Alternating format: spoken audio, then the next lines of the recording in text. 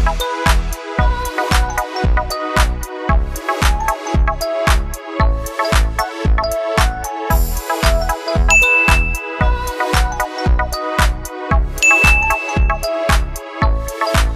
at nagsisiksikan na po yung ating crusted moonstone dito sa ating hanging pot. Hello everyone, ito po si Charching ng Succulent Davao and welcome sa ating YouTube channel.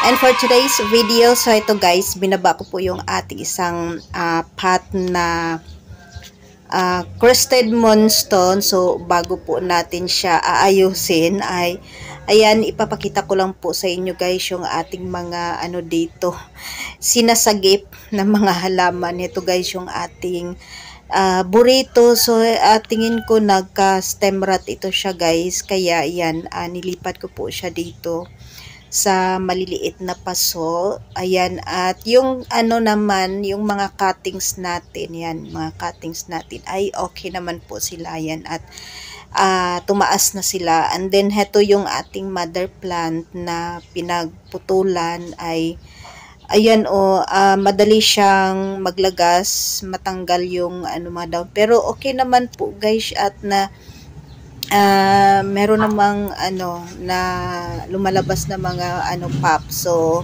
yan, at obserbahan pa rin po natin siya kasi yan, sayang naman po kung mamatay siya guys. And then ito guys yung na propagate natin na yan, agave.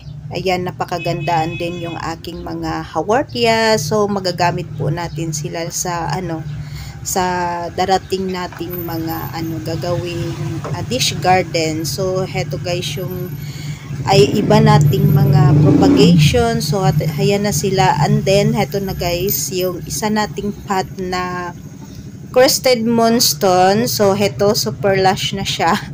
Heto yung tinanggalan natin ng mga dahon. Ayan, at gusto ko na siyang i-propagate para lumaki yung yung mother plant natin. So ayan, at ang dali niyang mag-produce ng dahon. Sobrang na niya compact, and then sobrang lush.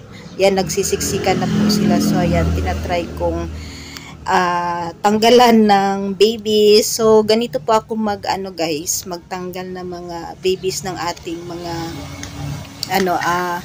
crusted moonstone. So hindi na po ako gumagamit ng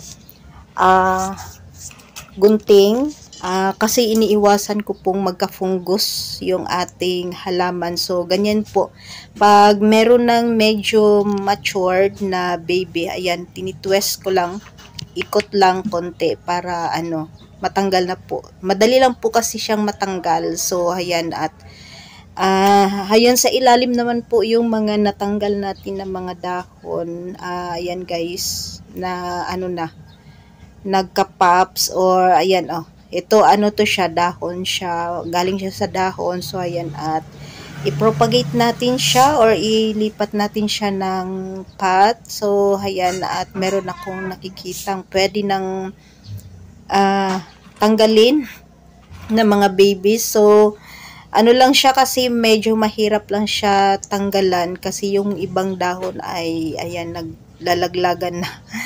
So ganyan lang guys kadaling mag-propagate ng ating crusted. So hindi na kailangan ng scissors para maiwasan nating magka-fungus, magkasakit yung ating halaman. So ayan, at heto siya ay naka-full sun, kaya sobrang compact yung kanyang mga dahon. And then naka-rain or shine. Ayan, gusto-gusto po ng ating crusted moonstone ang rain or shine na area. And then hindi ko siya hindi na po ako nagdidilig sa kanya kasi nakadepende naman po siya sa ulan. And then lagi naman pong maulan dito sa aming area ngayon. So halos everyday na po yung ulan. So medyo paos pa po ako. Medyo wala naman po akong ubo, kaya lang meron pa po akong allergy. So ayan, at heto muna yung ginagawa ko, ano muna ako, propagate ng ating mga succulent para dumami sila guys dito sa ating munting garden.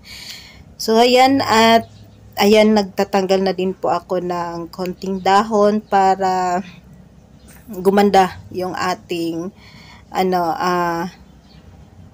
crested, para lumaki siya guys, kasi ano siya ang daming babies. Pag hindi natin siya tanggalan ng babies, medyo matagal yung paglaki ng ating succulent, so ng ating mother plant. So ayan, at tanggalan lang natin siya ng konting babies. Ayan, at madali lang naman mag-produce ng dahon itong ating crested moonstone. So ayan, at pag siguro mga 1 week, ayan, meron na namang lalabas na mga pops dyan sa yung mga tinanggalan natin na mother plant. So after nito guys, ay i-air dry ko muna yung ating mga nakuhang pops or nakuhang or mga cuttings. Ayan, i-air dry ko muna sila ng ilang araw para sure na mabubuhay po yung ating propagation. So ayan, medyo marami na yung nakuha natin na babies ng ating moonstone. So ito ay moonstone po, crested po siya. And then okay naman siya, hindi naman po siya sensitive na succulent, basta nakalagay lang po siya sa full sun and then ROS, and then nagbibigay lang po ako ng konting fertilizer pag medyo naglagas yung ating halaman. So yan po guys yung update sa ating napakagandang crested moonstone na yan, tinatanggalan natin ng mga pops para gumanda lalo yung ating crested moonstone. At after nito ay ibabalik ko po siya doon sa kanyang location kung saan po siya nakalagay, doon po sa itaas ng ating vertical wall. So ito guys yung ating nakuhang mga pups, mga babies ng ating crested moonstone. So ito guys yung aking tinitreat na na haworthia, and then yung ating blue cloud. So ayan, at tatanggalin ko na siguro yung mga babies ng ating blue cloud mamaya po after nating magkulikot dito sa ating munting garden. So ayan guys yung update sa ating mga halaman dito sa ating munting garden. And that's for today guys. Maraming salamat po sa inyong panunood dito sa ating YouTube channel. Thanks for watching.